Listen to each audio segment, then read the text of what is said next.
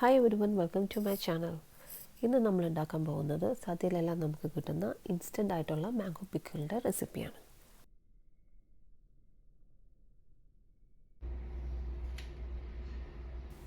ഈ മാംഗോ പിക്കിളിന് നമുക്ക് ആവശ്യമായിട്ടുള്ളത് നല്ല പുളിയുള്ള നല്ല പച്ചമാങ്ങ വേണം. ഇവിടെ ഞാനൊരു 3 എടുത്തിട്ടുണ്ട്.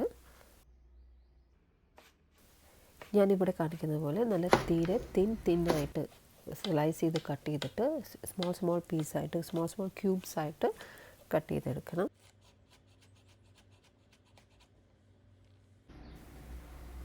ഇതിൽ കാണിച്ചിരിക്കുന്ന പോലെ എല്ലാ മാംഗോസും കട്ട് ചെയ്ത് ഒരു ബൗളിലേക്കാക്കി.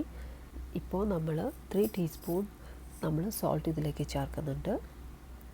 അതെല്ലാം ചേർത്തതിന് ശേഷം നന്നായി മിക്സ് ചെയ്ത് ഒരു അരമണിക്കൂർ to 1 hour, half an hour to 1 hour നമ്മൾ റെസ്റ്റ് ചെയ്യാൻ തന്നെ വയ്ക്കണം.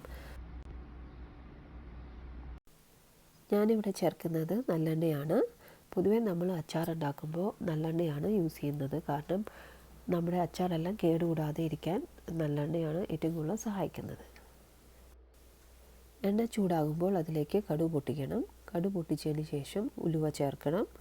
ഉലുവയും നന്നായി പൊട്ടിയെല്ലാം കഴിയുമ്പോൾ നമ്മളതിലേക്ക് വറ്റൽമുളക് ചേർക്കും. വറ്റൽമുളക് ഒന്ന് മൂത്തതിന് ശേഷം പച്ചമുളക് ചേർക്കുന്നുണ്ട്. ഇതിൽ ഞാനൊരു 3 to 4 ചെറിയ പച്ചമുളകാണ് ചേർത്തേക്കുന്നത്. എരിവനുസരിച്ച് ചേർക്കണം.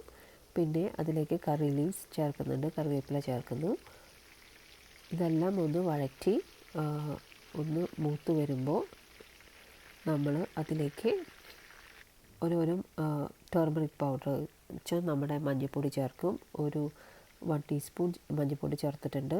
പിന്നെ 3 table spoon Kashmiri chilli powder ഇതിലേക്ക് ചേർക്കുന്നുണ്ട്. കാശ്മീരി ചില്ലി പൗഡറാണ് ഞാനിവിടെ യൂസ് ചെയ്യുന്നത്. കാരണം ഓൾറെഡി നമ്മൾ പച്ചമുളക് ചേർക്കുന്നുണ്ട്, പിന്നെ ഉണക്കമുളക് ചേർക്കുന്നുണ്ട്.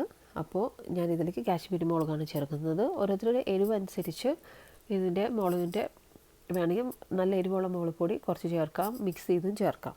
ഞാനിവിടെ പക്ഷേ കാശ്മീരി മുളകാണ് ചേർക്കുന്നത്. ഫ്ലെയിം എല്ലാം ലോ ആക്കിയതിന് ശേഷം വേണം നമ്മൾ മസാലാസ് എല്ലാം ചേർക്കാൻ, അല്ലെങ്കിൽ അത് കരിഞ്ഞു പോകും. പിന്നെ അതിന് ശേഷം നമ്മൾ ഒരു 1.5 ടേബിൾ സ്പൂൺ ഒരു വിനീഗർ ചേർക്കുന്നുണ്ട്. ഫ്രൂട്ട് വിനീഗറാണ് ചേർക്കുന്നത്. ലോ ഫ്ലെയിമിലിട്ട് കുറച്ച് നേരം നമ്മളിത് കുക്ക് ചെയ്യണം. കുക്ക് ചെയ്തതിന് ശേഷം നമ്മൾ കട്ട് ചെയ്ത് വെച്ചേക്കുന്ന മാംഗോയിലേക്ക് ചൂടോടെ തന്നെ ഇത് ഒഴിക്കണം. ഒഴിച്ചതിന് ശേഷം നന്നായി ഒന്ന് മിക്സ് ചെയ്യണം. നന്നായി ഒന്ന് മിക്സ് ചെയ്ത് കൊടുത്തതിന് ശേഷം നമ്മൾ ഇതിലേക്ക് കായപ്പൊടി ചേർത്തിട്ടില്ല. അതുകൊണ്ട് ഈ സമയത്ത് ഇപ്പോൾ ഓയിൽ ചൂടായിരുന്ന സമയത്ത് തന്നെ കായപ്പൊടി ചേർക്കണം. ഇതിൽ കാണിക്കുന്നതിൽ കുറച്ച് കായപ്പൊടി ചേർക്കുക. അതിന് ശേഷം ഒന്നുകൂടി മിക്സ് ചെയ്യുക. മിക്സ് ചെയ്തതിന് ശേഷം നമ്മൾ ഒന്ന് ടേസ്റ്റ് നോക്കുക. ടേസ്റ്റ് നോക്കിയിട്ട് അതിൽ ഉപ്പ് കുറവുണ്ടെങ്കിൽ ഉപ്പ് ചേർക്കാം. ഇപ്പോൾ നമ്മുടെ ഇൻസ്റ്റൻ്റ് ആയിട്ടുള്ള മാംഗോ പിക്കിൾ റെഡിയാണ്. ഇത് നമ്മൾ ചൂടാറിയതിന് ശേഷം ഒരു ഗ്ലാസ് ജാറിലേക്ക് ഇട്ട് വയ്ക്കാം. ഫ്രിഡ്ജിൽ വയ്ക്കേണ്ട ആവശ്യമില്ല. നല്ല കായപ്പൊടിയുടെ മണം വരുന്നുണ്ട്, നല്ല ടേസ്റ്റും ഉണ്ട്.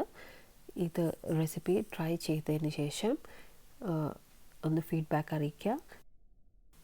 ഈ റെസിപ്പി ഇഷ്ടമായെങ്കിൽ എൻ്റെ ചാനൽ ഒന്ന് ലൈക്ക് ചെയ്യണം, സബ്സ്ക്രൈബ് ചെയ്യണം, and comment also. Thank you so much for watching.